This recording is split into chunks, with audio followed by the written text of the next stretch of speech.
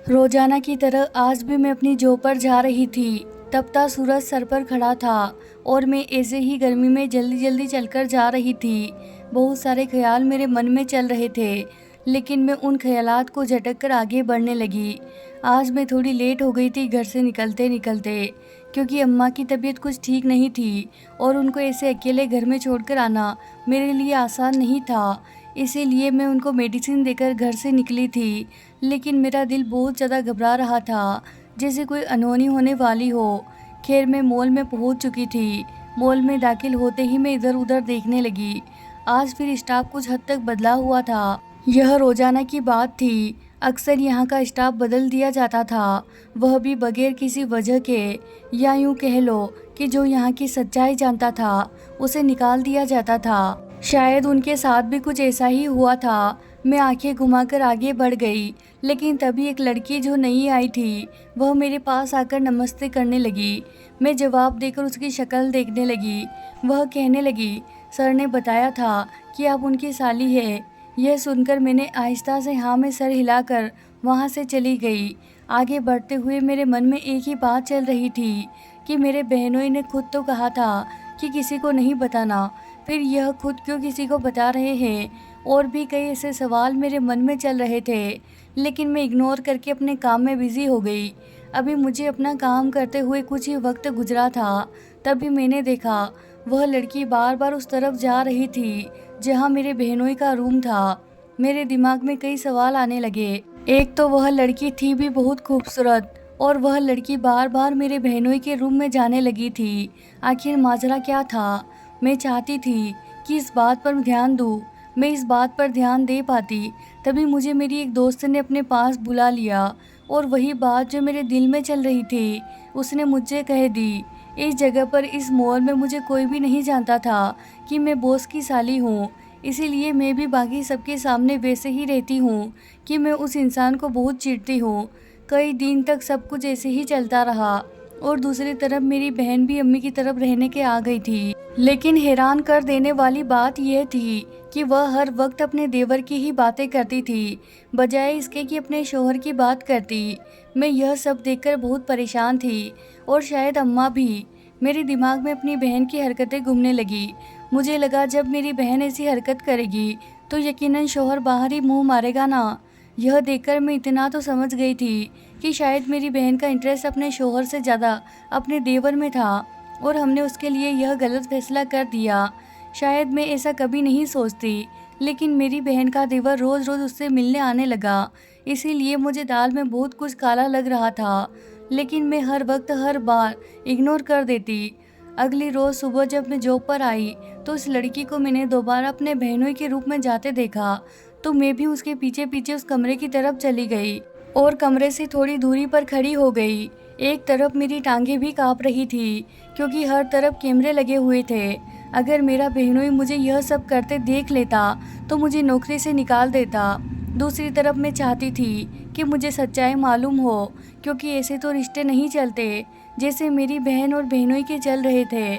मेरे दिल में बुरे बुरे ख्यालात आ रहे थे, लेकिन यह ख्यालात आगे जा पाए उससे पहले ही वह लड़की और मेरा बहनोई कमरे से बाहर निकल आए। यह देखकर मैं एकदम सटपटा गई और अपनी नज़रें घुमाकर इधर उधर देखने लगी। फिर मेरे बहनोई मेरे सामने आकर खड़े होते हुए बोले, बहना क्या हुआ है? खैरियत तो है? कोई बात करनी है?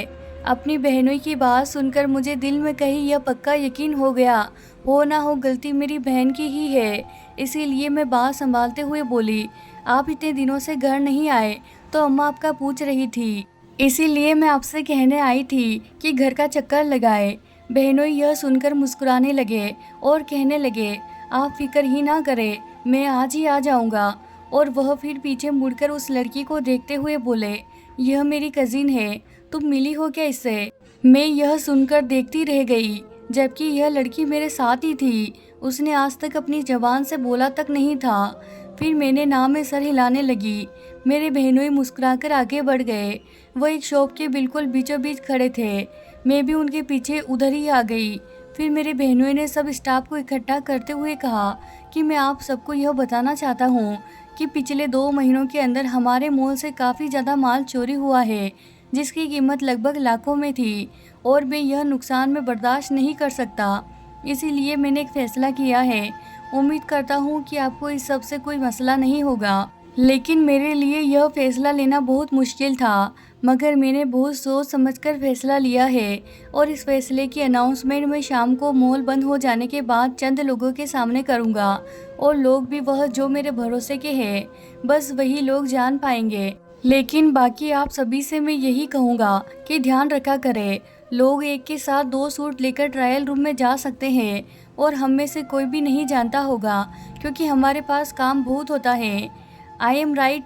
फिर बहनों अपना काम ख़त्म करके वहाँ से चले गए और मैं सोचने लगी कि वाकई अक्सर ऐसा होता था कि एक सूट हमारी नज़र के सामने होते होते गायब हो जाता था। इसीलिए मुझे बहनोई का फैसला एकदम ठीक लगा।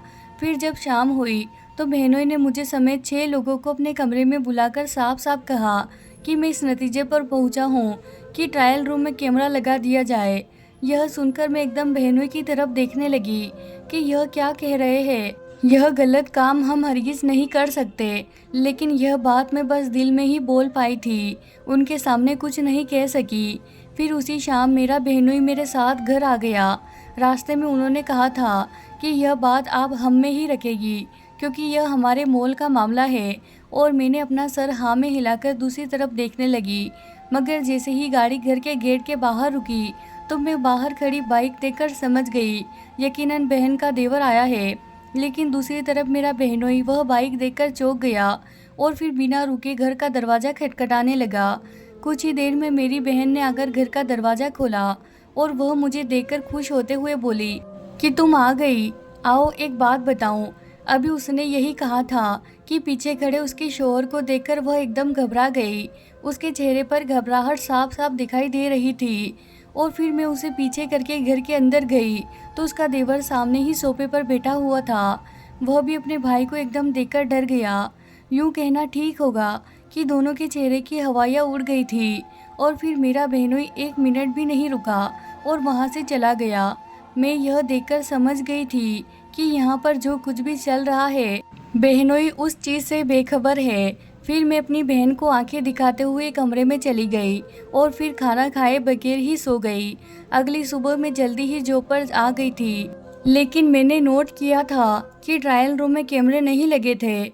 मुझे लगा था कि शायद बहनोई चंद दिनों में यह काम करवाएंगे और किस्मत से आज बहनोई के कमरे का दरवाज़ा खुला हुआ था। मैं फ़ौरन वहाँ चली गई। वहाँ जाकर मुझे मालूम हुआ कि मॉल के कैमरे ऑन थे। मैंने आगे बढ़कर कैमरे चेक किए तो उसमें चंद कैमरे ट्रायल रूम के भी थे। यह देखकर मेरे हाथ पैर कांप उठे थे कि आखिर क्या माजरा है। फिर मैंने देखा कि एंट्रेंस से वही लड़की जो बहनोई के साथ होती थी वह आ रही थी। उसे देखकर मैं एकदम डर गई क्योंकि वह इसी तरफ आ रही थी। इसीलिए मैं फ़ौरन बहनोई के वॉशरूम में जाकर छुप गई। थोड़ी ही देर में वह लड़की बहनोई के ऑफिस में मौजूद थी और वह किसी से फ़ोन पर बात कर रही थी और साथ ही कैमरे की रिकॉर्डिंग निकालकर चेक कर रही थी। बस मैं इतना ही देख पाई थी कि तभी वह फ़ोन पर बात करते हुए मुड़ी और वॉशरूम के करीब आकर फ़ोन पर कुछ बोलने लगी। पहले उसके दूर होने की वजह से मैं सुन नहीं पाई थी कि वह क्या बात कर रही है, लेकिन जब वह करीब आई तो उसकी सारी बातें मुझे सुनाई देने लगी। यह सुनकर मेरे होश उड़ गए कि ऐसा कैसे मुमकिन हो सकता था। मैंने तो यह सोचा भी नहीं था। मुझे ठंडे पसीने आने लगे थे और फिर मैं जल्दी से उस वॉशरूम से निकलना चाहती थी, लेकिन वह जाने का नाम ही नहीं ले रही थी। लेकिन फिर कुछ देर बाद वह बहनोई के कमरे से बाहर निकली। मैं भी मौका देकर वहाँ से बाहर निकल गई और फ़ौरन दरवाजे की तरफ भागकर मॉल से वापस जाने लगी। मगर तभी उस लड़की ने मुझे देख लिया और बोली कि तुम यहाँ कब आई? मैंने कहा कि कल यहाँ कुछ सामान भूल गई थी, बस वही लेने आई हूँ। और हाँ, आज मैं ऑफिस नहीं आऊँगी, भाई को बता देना। यह बोलकर मैं उसका जवाब सुने बगैर ही मैं वहाँ से चली आई। मेरी टांगें अभी काँप रही थी और कमरे में जाकर मैंने खुद को बंद कर लिया। मेरी बहन और अम्मी दरवाज़ा खटखटाते रहे कि क्या हुआ है, लेकिन उनको जवाब देने की मेरी हिम्मत नहीं हुई और मैं यूं ही सारा दिन कमरे में पड़ी रही और सोचती रही कि वाकई सच है कि नेक को नेक और बद को बद मिलता है। अगली सुबह मैं अपने आप को बिल्कुल नॉर्मल रखते हुए जॉब पर आई थी और डेली रूटीन का काम करने लगी। जो भी मुझे कुछ बताता मैं उसकी बात इग्नोर कर देती और किसी से बात नहीं करती। अगर मुझे उस वक्त पैसों की ज़रूरत ना होती तो मैं यह जॉब छोड़कर चली जाती, लेकिन मैं जॉब छोड़कर नहीं जा सकती थी और किसी को बता भी नहीं सकती। मुझे एकदम उस लड़की और बहनों से खौफ आने लगा था। ऐसे ही कुछ दिन गुजर गए, लेकिन फिर एक दिन मेरी बहन अपने देवर के साथ इसी मॉल में शॉपिंग करने आ गई। मैं उसे देखकर डर गई, लेकिन खामोशी से अपना काम करती रही। लेकिन होश तो तब उड़े जब वह अपने ही देवर के साथ ट्रायल रूम में चली गई। बेशक किसी और ने ना देखा हो, लेकिन मैं वहाँ खड़ी यह सब देख रही थी। अगर बात सिर्फ मेरी होती तो मैं उसकी हरकत पर पर्दा डाल देती, मगर मसला यह था कि ट्रायल रूम में कैमरा लगा था और बहनोई ने यकीनन यह सब देख लिया होगा। मेरे तो हाथ पैर फूलने लगे और फिर यही हुआ। मिनटों के अंदर मेरा बहनोई कमरे से बाहर आया और ट्रायल रूम का दरवाज़ा बजाने लगा। सभी लोग इस तरफ देखने लगे। मैंने नोट किया कि मेरे बहनोई के हाथ में फ़ोन था। वह इसी फ़ोन पर नज़र गाड़े यहाँ पर आया था। लेकिन खैर, मेरी तो सांस फूलने लगी कि अब मेरी बहन की क्या इज्जत रहेगी। मैं फ़ौरन अपने बहनोई के पास चली गई और कहने लगी, क्या हुआ सर? तो उन्होंने एक गुस्से भरी निगाह मुझ पर डाली और फिर से दरवाज़ा बजाने लगे। मैं तो समझ गई कि अब यहाँ सब खत्म है। लेकिन कुछ देर बाद ट्रायल रूम का जब दरवाज़ा खुला तो मेरी बहन रूम से बाहर निकली और उसके पीछे पीछे उसका देवर भी बाहर निकल आया। सब लोग गौर से उन्हें देख रहे थे। सभी लोग उनकी हंसी उड़ा रहे थे। मेरे बहनोई का गुस्सा बढ़ता चला जा रहा था और फिर बहनोई गुस्से में अपनी बीवी को मारने के लिए आगे बढ़ा। तभी मेरी नज़र बहनोई के मोबाइल पर पड़ी तो जान निकल गई, क्योंकि बहन तो उसमें। मेरा नाम अफसाना है और मैं एक नॉर्मल घराने से हूँ। हम दो बहनें थी और दोनों में ही बहुत प्यार था। हमारे अब्बा जब हम छोटे थे तभी चल बसे थे, इसीलिए हमारी अम्मा ने ही हमें पाल पोस कर बड़ा किया और अच्छी से अच्छी शिक्षा दिलाई। अम्मा ने अपने रात दिन को एक कर दिया था, इसीलिए ताकि वह हमारे आने वाले भविष्य को संवार सके। लेकिन वक्त की काया पलट होने में कितना ही वक्त लगता है। अभी मैं 10वीं में थी और मेरी बहन ने इंटर किया था तो अम्मी को फालिस का अटैक आ गया। हम दोनों के हाथ पैर पर सारी सिचुएशन बन गई थी। हमने अपनी खाला को अपने पास बुला लिया था और अब वह हमारे पास ही रहने लगी थी। लेकिन अब घर में पैसों की ज़रूरत थी और जो पैसे थे वह अम्मी के इलाज में लग चुके थे। हम बहुत परेशान हो गए थे। इसीलिए एक रात बैठकर सोचने के बाद मेरी बहन इस नतीजे पर पहुंची कि उसे जॉब कर लेनी चाहिए और फिलहाल पढ़ाई को ब्रेक दे देना चाहिए, क्योंकि वैसे भी पढ़ाई के लिए पैसे तो थे नहीं और आगे मेरा भी एडमिशन भी कराना था। बहरहाल मेरी बहन ने मॉर्निंग में एक स्कूल ज्वाइन कर लिया और फिर कुछ दिन बाद पास में ही एक एकेडमी थी, वहाँ पर जाने लगी। लोगों ने तरह तरह की बातें करनी शुरू कर दी थी कि बेटी सुबह की निकली रात को घर आई है। माँ की बीमारी तो बहाना था, बस इनको आज़ादी चाहिए थी। और उन सब की बातें सुनकर मेरी बहन का दिल फट जाता था। वह अक्सर रातों में मेरे पास बेटी रोती रहती और कहती कि मैंने आज तक ऐसा कोई काम नहीं किया था जिससे मेरे माँ बाप की इज्जत पर कोई आँच आए। तुम यकीन करो मेरा। फिर आखिर मुझे उठकर उसे तसल्ली देनी पड़ती कि मैं अपनी बहन को जानती हूँ, मगर हमारी मजबूरी ना होती तो हम यह कदम कभी ना उठाते। वहीं दूसरी तरफ मेरी खाला का बेटा बाहर मुल्क में रहता था। मेरी खाला उससे बातें किया करती थी, लेकिन हम दोनों बहनों ने आज तक उससे कभी बात नहीं की थी। उनका एक बेटा बाहर होता था और एक यहीं रहता था। वह हॉस्टल में रहकर पढ़ाई किया करता था। यह भी अजीब था कि आज तक हमने दोनों को ही नहीं देखा था, क्योंकि खाला दूसरे शहर में रहा करती थी। लेकिन अब उन्होंने भी फैसला कर लिया था कि वह इसी शहर में एक घर लेकर उधर रहने लगेगी। इसी सिलसिले में आजकल वह अपने बेटे से बहस किया करती थी। उनका बेटा भी बाहर मुल्क से यहाँ शिफ्ट हो रहा था। उसने यही सोचा था कि फिर इसी शहर में एक मॉल भी खरीद लूँगा और उधर ही काम करूँगा। मेरी खाला को उसका यह फैसला पसंद आया था और फिर उन्होंने भी हाँ भर दी थी। यह सब मामला तब हुआ था जब मैं इंटर की पेपर देकर फ्री हुई थी। फिर 6 महीने के अंदर ही मेरे खाला का बेटा भी यहाँ आ गया था। ऐसा नहीं था कि हमारी खाला घर के खर्चे में मदद नहीं करती थी, बल्कि यूँ होता था राशन उन्हीं के पैसों से आता था। मेरी बहन को सिर्फ बिल वगैरह और मेरी फ़ीस देना होता था। अब तो मेरी अम्मी भी काफ़ी हद तक ठीक हो गई थी। फिर जब मेरी खाला का बेटा यहाँ आया तो शुरू का 1 महीना वह हमारे घर ही रहा, लेकिन फिर उसने साथ साथ एक घर देखना शुरू कर दिया और अपने ऊपर के तमाम मामला देखने लगा।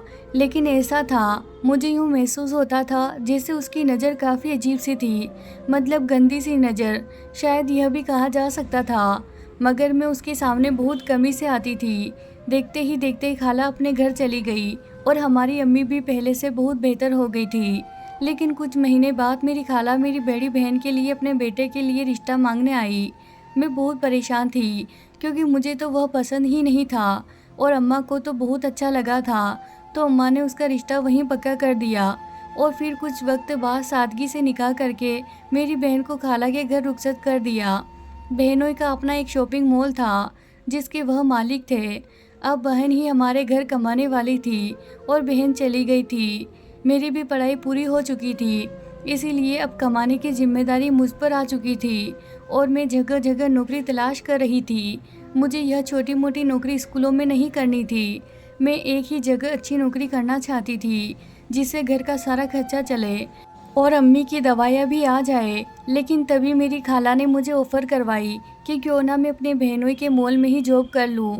मुझे भी यह आइडिया बहुत अच्छा लगा और फिर देखते ही देखते कुछ ही दिनों में मेरी नौकरी वहाँ पर पक्की हो गई। वहाँ से मैं इतना कमा लेती थी कि आसानी से घर का खर्चा निकल जाता था और कुछ ज़रूरतें भी पूरी हो जाती थी। मुझे अपना यह फैसला बहुत अच्छा लगा था। ज़्यादा सर खपाई भी नहीं करनी पड़ती थी, बस आने जाने का मसला हुआ करता था।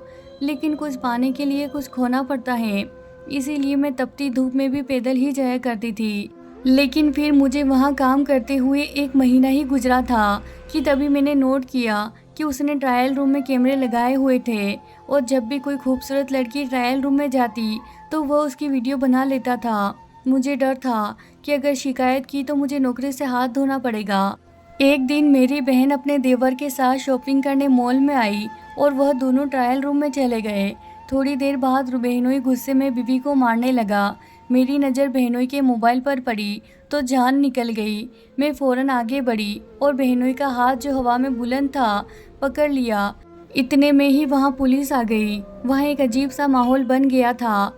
लोगों ने वहाँ से भागने की कोशिश की, मगर पुलिस पूरी गैंग में आई थी, इसीलिए उन्होंने सबको रोक रखा था। लेकिन जो लोग शॉपिंग करने आए थे वह वहाँ से जा चुके थे।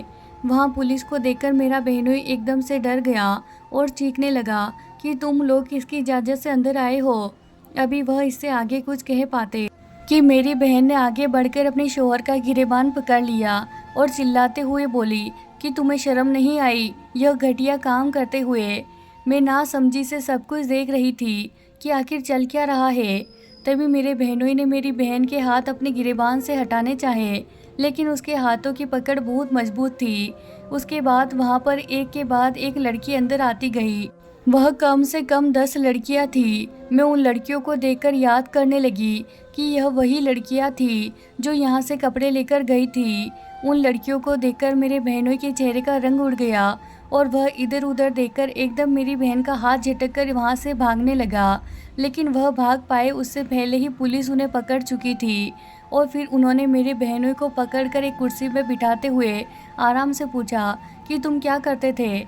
मेरा बहनोई खामोश रहा। फिर पुलिस ने दोबारा पूछा कि बताओ ऐसा क्या करते थे जिसे डरकर तुम भाग रहे थे। तभी मेरा बहनोई यह देखकर डरते हुए बोला कि मुझे माफ़ कर दे, बस पैसों की लालच की वजह से मैं यह सब करने लगा था। अभी मेरा बहनोई बोल ही रहा था कि इतने में एक लेडी कांस्टेबल उस लड़की को भी पकड़कर मेरे बहनोई के पास ले आई थी, जो अक्सर बहनोई के आसपास ही रहा करती थी। उसे देखकर पुलिस ने कहा, क्या यह सब करने लगे थे, बताओ ज़रा। तभी मेरे बहनोई ने बात आगे बढ़ाते हुए कहा, मैं मलेशिया में रहा करता था। वहाँ मैं लड़कियों को फरार करके बेचने का कारोबार किया करता था, लेकिन वहाँ मैं पुलिस के हाथों चढ़ गया। इसीलिए जल्दी से जल्दी इंडिया आने का प्लान बनाया और जितना भी गलत तरीके से पैसा कमाया था उसे लेकर इंडिया वापस आ गया। यहाँ आने के बाद मैं काफ़ी दिनों तक अपने खाला के घर मुंह छुपाकर बैठा रहा, लेकिन जब यकीन हो गया कि मैं नहीं पकड़ा जाऊँगा, इसीलिए मैंने एक घर लिया और एक शॉपिंग मॉल खरीदा। शॉपिंग मॉल खरीदकर सारे ट्रायल रूम में कैमरे लगवा दिए, उनको देखकर एंजॉय करता था। इसके बाद उनको ब्लैकमेल करके उनसे पैसा लेता था। मेरे पास कुछ नहीं था। जब मैं शॉपिंग मॉल खरीदा था मेरे पास 1 रुपया तक नहीं था। इसीलिए मैंने गलत रास्ते को चुना ताकि थोड़े वक्त में ज़्यादा पैसे कमा सकूं। फिर मम्मी ने मेरी शादी अपनी बहन की बेटी से भी करवा दी। हालांकि मुझे उसमें कुछ भी इंटरेस्ट नहीं था, लेकिन जो उसकी छोटी बहन थी वो मुझे पसंद थी। इसीलिए अपनी अम्मी से कहकर उसे अपने मॉल में ही जॉब लगवा दी ताकि यह भी मेरे नज़र के सामने रहे। और फिर जितनी भी लड़कियां यहाँ ट्रायल रूम में चेंज करने आती, मैं उन सब की वीडियो अपने ऑफिस में देखता रहता। फिर चंद दिनों बाद मैंने एक मालदार पार्टी से पार्टनरशिप कर ली और फिर वह मुझसे एक लड़की लेकर लाखों में पैसा देने की बात करने लगा। इसीलिए उन्होंने अपनी टीम से एक लड़की मेरे साथ ऑफिस में काम करने के लिए भेज दी, जो सुबह बहुत पहले आकर सीसीटीवी फुटेज चेक करके उन लड़कियों की वीडियो अपने मोबाइल में सेव करती थी और फिर मुझे भी सेंड करती थी। और आगे अपनी पार्टी को मैं उन वीडियो को भेजता, दोबारा उन्हीं लड़कियों को भेजकर उनसे पैसे मंगवाता था। और जब वह लड़कियां पैसे देने आती थी तो मैं पैसा लेकर चला जाता और वह पार्टी आकर उस लड़की को उठवा लेती। इस तरह मेरा काम हो जाता था और उनका भी। लेकिन कभी कभार यह सारी सच्चाई किसी को मालूम हो जाती तो मैं उसे फ़ौरन जॉब से निकाल देता और उनकी ज़बान बंद करने के लिए उन्हें मुंह मांगी कीमत देता था। इसीलिए आखिर में कितने पैसे बर्बाद करता। इसीलिए चंद लोगों पर यह बात कर दी कि मैं ट्रायल रूम में कैमरे लगा रहा हूँ, लेकिन इस झूठ के साथ कि हमारे शॉपिंग मॉल में लाखों के कपड़े चोरी होते हैं। और यह सब इतने बेवकूफ़ थे कि फ़ौरन मान गए। लेकिन आज जब मेरी बीवी यहाँ आई और ट्रायल रूम में मेरे ही भाई के साथ गई तो मुझे अपनी यह गलत हरकत बिल्कुल ठीक लगी। लेकिन मुझे अपनी बीवी से इस सब की उम्मीद नहीं थी।